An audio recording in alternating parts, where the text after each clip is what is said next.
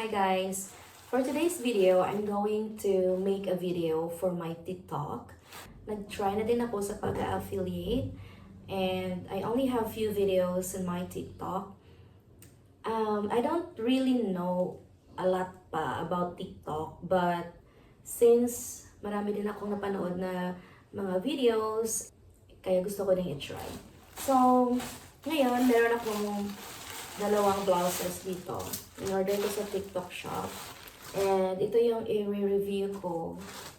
Ito yung gawan ko ng video. Ang ganda ng quality. Yan. White. Pinili kong white kasi I look neat and very mahanhan. Diba? And pwede mo siyang i-pair kahit sa anong kulay. Ganyan. Ngayon, I'm wearing light pink. Maganda din siya sa light pink. Maganda din siya sa denim. Maganda yung white kahit anong partner mo. And black. And ito yung black color. Maganda din siya.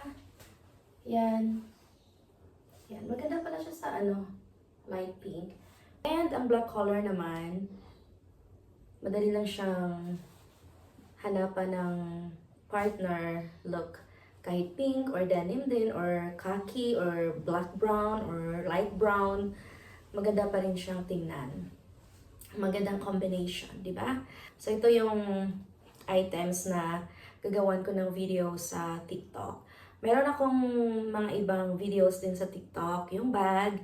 Alam nyo guys, I'm happy kahit ilang days pa lang ako meron ng nag-order.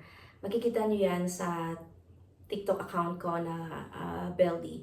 And meron din akong thermos cup, umbrella, what else? Raincoat. Yun pa lang yung mga products na gawan ko ng video sa TikTok. And meron pa akong mga paparating na products. Hindi siya madaling gumawa ng video dahil busy din ako palagi. But kapag meron akong time talaga, I make videos para ma-i-upload ako sa TikTok. Ngayon, hitting two birds ako guys. Kasi nagko-content ako for YouTube. At the same time, magko-content din ako for TikTok. Yan. And after this, yung pag-editing naman yung aatupagin ko. As long as we enjoy doing things like this, as long as we enjoy creating videos, go lang ng go po tayo. Yung YouTube ko and yung TikTok ko, isang name lang, Beldy. Katatapos ko lang mag-video guys and masasabi ko lang, kailangan nating maging masipag. And I believe na kapag may tiyaga, may nilaga. Palagi nating maririnig yan. Sa pag-affiliate guys, kailangan natin ng sipag at tiyaga. Kailangan talaga nating maging patient.